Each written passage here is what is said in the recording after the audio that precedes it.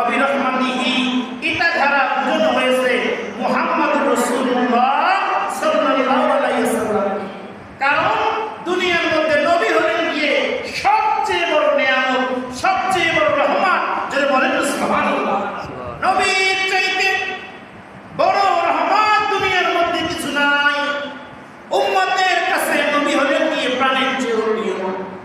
সাহাবায়ে কেরামরা আল্লাহর নবীকে এমনি ভাবে ভালোবাসতেন, নবী যদি বলতেন, ও আমার সাহাবায়ে কেরাম, তোমাদেরকে নিয়ে আমি যুদ্ধের ময়দানে হাজির হব, সাহাবায়ে কেরামরা দাফনের কাপড় পরে নবীর সঙ্গে রওনা করতেন। জবান খুলে বলেন না সুবহানাল্লাহ। অপর আয়াতে আল্লাহ বললেন কি, সূরা আম্বিয়ার মধ্যে 107 নম্বর আয়াতে আল্লাহ বললেন, ওয়া আরসালনাকা ইল্লা রাহমাতাল লিল আলামিন। হে দয়াল নবী, শুনে না, গোটা দুনিয়ার জন্য, পুরা আলমের জন্য, পুরা জগতের জন্য নবীজি আপনি হলেন গোটা আলমের আলামিন, গোটা আলমের জন্য রহমান। জবান খুলে বলেন সুবহানাল্লাহ।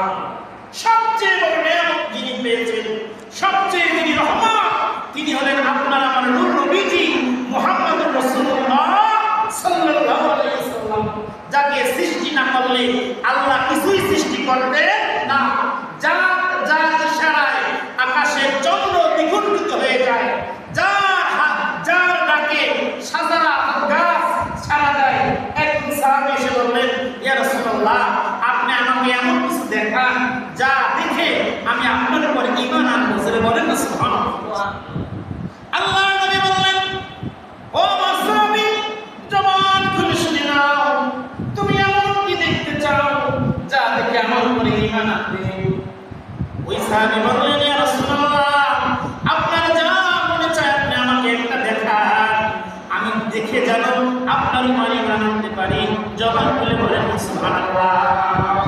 নবীজি বললেন, ও আমার সাহাবী, ও আমার মক্কার বেদুইন, তুমি একটা গাছকে দিয়ে বলো যে মুহাম্মদ সাল্লাল্লাহু আলাইহি ওয়াসাল্লাম তোমাকে সালাম দিয়েছে। বলেন না সুবহানাল্লাহ। ওই লোকটা চলে গেলেন একটা গাছের কাছে, গাছকে গিয়ে বললেন, হে গাছ, আরবের নূর নবীজি, হায়াতুন নবী, জিন্দা নবী মুহাম্মদুর রাসূলুল্লাহ সাল্লাল্লাহু আলাইহি ওয়াসাল্লাম তোমাকে সালাম দিয়েছেন। যেটা বলেন না সুবহানাল্লাহ। গাছটা যখন নবীকে সালাম দেওয়ার কথা ওই লোকটা যখন গাছটাকে বললেন, ওই গাছটা নিজে পুরো শেকড়গুলো উঠিয়ে নিজের মধ্যে একটা নড়াচড়া দিয়ে শেকড়গুলো মাটি থেকে উপরে উঠে হেঁটে হেঁটে হেঁটে হেঁটে দয়াল নবীজি মুহাম্মদুর রাসূলুল্লাহ সাল্লাল্লাহু আলাইহি ওয়াসাল্লামের দরবারে হাজির হইলেন। জবান খুলে বলেন সুবহানাল্লাহ। ওই সাহাবী অবাক হয়ে গেলেন, এ তো হলেন গিয়ে জগতের শ্রেষ্ঠ জন, এ হলেন গিয়ে দুনিয়ার মহামানব, যার কথা গাছ শুনে। যেটা বলেন না সুবহানাল্লাহ, আর যেটা বলেন না সুবহানাল্লাহ। সেই নবী উম্মত আমরা, যে আমাদের দাম কত, যে নবীর উসিলায় এই পৃথিবীতে আমরা আসলাম। আল্লাহ পাক রব্বুল আলামিন আমাদেরকে বিনা দরখাস্তে যেই নবীর উম্মত বানালেন। কত নবী তো নবীর উম্মত হতে চাইছে, কিন্তু আল্লাহ তাদেরকে কবুল করে নাই। শেষমেশ এমন একজন নবী আল্লাহর দরবারে দরখাস্ত করলেন। তিনি দেখলেন যে পূর্বের নবীরাও আল্লাহর কাছে বলছে, আল্লাহ মুহাম্মদুর রাসূলুল্লাহ সাল্লাল্লাহু আলাইহি ওয়াসাল্লামের উম্মত বানাও, কিন্তু তাদের দোয়া তো আল্লাহ কবুল করলেন না। তো উনি মনে মনে ভাবলেন, আমি আর আল্লাহকে বলবই না, আমি ডাইরেক্ট বলবো, আল্লাহ তুমি আমাকে মুহাম্মাদের উম্মত বানিয়ে দাও। যেটা বলেন না সুবহানাল্লাহ। ঈসা নবী দোয়া করলেন, যে দোয়া বলে আল্লাহ পাক রব্বুল আলামিন তাকে আসমানে নিয়ে গেলেন। তিনি চতুর্থ আসমানে আছেন, আবার সেখান থেকে এই দুনিয়ার মধ্যে আসবেন। তাকে যদি প্রশ্ন করা হয়, হে আল্লাহ নবী ঈসা, তুমি দুনিয়ায় একবার আসলাম, আবার দুনিয়া থেকে চলে গেলা, আবার দুনিয়ায় আসবা কারণ কি? আল্লাহ নবী ঈসা জবান খুলে বলবেন, দুনিয়ার মধ্যে আমি একবার এসেছি, আবার দুনিয়া থেকে চলে গেছি, আবার দুনিয়ার মধ্যে আসবো। কারণ একটাই, আখিরি নবীর গোলাম হতে, উম্মত হতে। যেটা বলেন না সুবহানাল্লাহ।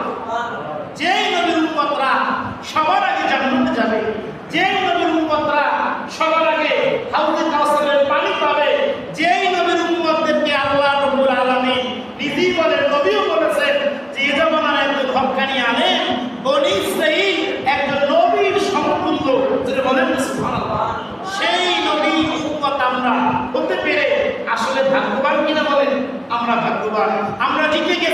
যে বিনা দরখাস্তে আল্লাহ পাক রব্বুল আলামিন আমাদেরকে প্রিয় নবীর উম্মত বানালেন। যারা বলেন সুবহানাল্লাহ। আজকে ঈদে মিলাদুন নবী সাল্লাল্লাহু আলাইহি ওয়াসাল্লাম নবীজির জীবনী আমরা শুনবো। এটা শোনার আগে আমাদের বুঝতে হবে আমরা কোন নবীর উম্মত, কোন কারণে আল্লাহ পাক রব্বুল আলামিন আমাদেরকে এই নবীর উম্মত বানালেন। অন্য নবীদেরকে আল্লাহ কবুল করেন না, আপনি আমাদের কেন কবুল করলেন?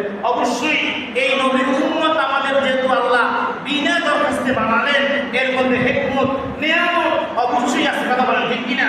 অবশ্যই আছে। আল্লাহ পাক রব্বুল আলামিন যেন আমাদেরকে এই